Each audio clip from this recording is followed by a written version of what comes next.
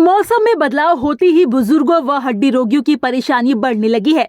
सर्द हवाओं से जोड़ों में दर्द बढ़ने के साथ सूजन आदि की शिकायतें सामने आ रही है।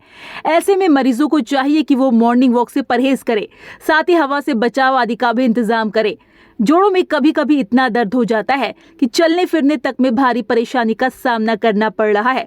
रामघाट रोड स्थित शांति नर्सिंग होम एवं हॉस्पिटल के वरिष्ठ हड्डी रोग विशेषज्ञ डॉक्टर वीरेंद्र चौधरी का कहना है, सर्द मौसम में जोड़ों में दर्द होने के साथ सूजन आने लगती है। ऐसे में जरूरी है कि ठंड से बचाव के लिए पूरे इंतजाम करे, जिससे हवा चलने या ठंड बढ़ने पर दिक्कत ना बढ़े। वहीं शर्मा ऑर्थोपेडिक हॉस्पिटल एवं ट्रामा सेंटर के डॉक्टर दिनेश शर्मा का कहना है कि हड्डियों में दर्द होने पर मालिश ना करे, जोड़ों में कभी भी कोई मालिश नहीं करनी चाहिए।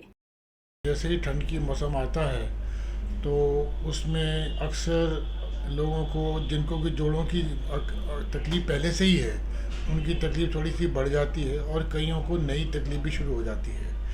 अब ये पॉइंट ऑफ डिस्कशन ये है कि एक इसको डॉक्टरी भाषा में क्रायो एलर्जी कहते हैं। मतलब अक्सर कई लोगों को ठंड से कुछ एलर्जिक फिनोमेना शुरू हो जाता है ना, कि कईयों के तो हाथ पांव सूजने शुरू हो जाते हैं, कईयों के हाथ पांव नीले पड़ जाते हैं। तो वो सिर्फ ठंड के मौसम में ही होता है। तो इससे मतलब साफ जाहिर है कि एक कंडीशन होती है जो जिसके अंदर कि ठंड होने पे ही वो उनको जोड़ों में दर्द होता है, हाथ पांव सूज जाते हैं, उंगलियां नीली पड़नी शुरू हो जाती हैं ये, और ठंड जाते ही उनका ये सारा कुछ रोग ऑटोमेटिकली ख़त्म हो जाता है। अब ठंड के मौसम में जो हमें प्रिकॉशन, जिन लोगों को ये प्रॉब्लम होती है उनके लिए ही प्रिकॉशन लेना पड़ता है। आम लोगों को तो कोई ज़रूरत नहीं, वो तो जैसे नॉर्मल चलते आए हैं वो चलते रहते हैं, उन्हें तो कोई दिक्कत होती नहीं है। लेकिन जो एलर्जिक होते हैं ठंड से, उनको ये प्रॉब्लम होती है, उन्हें दवाई भी खानी पड़ती हैं और अपना अतिरिक्त बहुत स्पेशल तौर पे उनको अपना ख्याल रखना पड़ता है कि वो ज़्यादा एक्सपोज ना हो जाएं। और ज़्यादा अगर बहुत ही ठंडी जगह पे होंगे तो उनको फ्रॉस्ट बाइट तक हो जाती है ना, उनको मतलब उसमें जख्म बन जाते हैं, काला पड़ जाता है, टिप्स वगैरह। तो ये तो खैर एक्सट्रीम कंडीशंस हैं, पर जनरल बात तो ये है ही कि भाई ठंड के मौसम में अगर आपको तकलीफ़ बढ़ रही है तो इसका मतलब है कि आप उससे एलर्जिक हैं, तो आप उपयुक्त अपना प्रिकॉशन लें।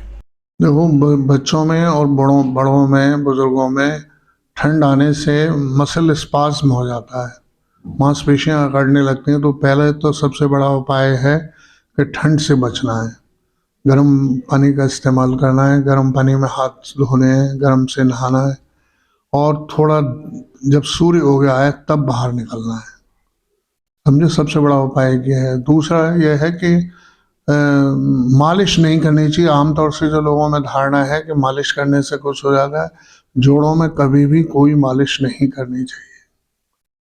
गर्म पानी का सेवन करें, और स्पेशली बुजुर्ग लोगों के लिए वेस्टर्न सीट जो है वो बहुत इम्पोर्टेंट है घुटनों के लिए।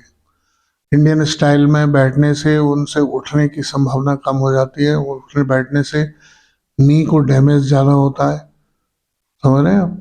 तो इस वजह से बुजुर्ग लोगों के लिए वेस्टर्न सीट तो बिल्कुल मस्ट है, आप समझ लो जाड़ों में।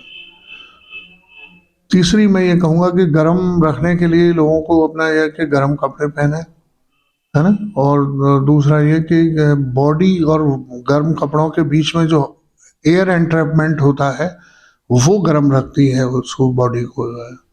तो इसलिए हमेशा कपड़े पहनने में परहेज ना करें, कपड़े ज़रूर पहने, ठंडी हवा से बचें। हवा की वजह से क्या होता है कि ये जोड़ों की जो झिल्लियाँ होती हैं, एक हमारे जॉइंट्स में बोन तो पार्ट प्ले करती है, दूसरा उसके ऊपर जो कवरिंग है वो है एक झिल्ली मेम्ब्रेन की, उसको कहते हैं सिनोवियल मेम्ब्रेन। उस मेम्ब्रेन में स्वेलिंग आ जाती है ठंड की वजह से। तो इस वजह से जोड़ों के दर्द अक्सर कर बढ़ जाते हैं, स्पेशली बुढ़ों में, और या पहले कभी चोट लगी हो उन जोड़ों में तो वो पुरानी चोट उखड़ाती हैं। तो ये दर्द, उसका बचने का उपाय, सीधा सीधा उपाय है, गर्म पानी का इस्तेमाल करें, देर से घर में निकलें, सूर्योदय के बाद घर से निकलें, गर्म कपड़े पहने, और खाने पीने में यह है कि थोड़ा सा गर्म चीज़ों का इस्तेमाल करें। आजकल मेथी, बथुआ, पालक, है ना, ये सब चीज़ें आ रही हैं, इन सब्जियों का इस्तेमाल करें। गेहूं, जौ, चने की रोटी खाएं, मोटा अनाज खाएं। आजकल प्रधानमंत्री जी भी हमारे थे, हमने आपने देखा होगा कल परसों उन्होंने दावत दी है, तो मोटे अनाज की दावत दी है। मोटा अनाज बहुत फायदेमंद है बुजुर्ग लोगों के लिए, जिसमें स्पेशली गेहूं, जौ, चना, बाजरा, मक्का, ज्वार, ये सब चीज़ें आती हैं। इनका सेवन ज़्यादा करना चाहिए। आपने देखा होगा पुराने लोग जाड़ों में बाजरा के लड्डू खाते थे, ग्वार के पट्टे के लड्डू खाते थे, है ना, और वो ड्राई फ्रूट्स के लड्डू खाते थे। तो ये सारी चीज़ें, ये हमारे आयुर्वेद में ये मेडिसिन हैं जोड़ों के दर्द से बचने के लिए।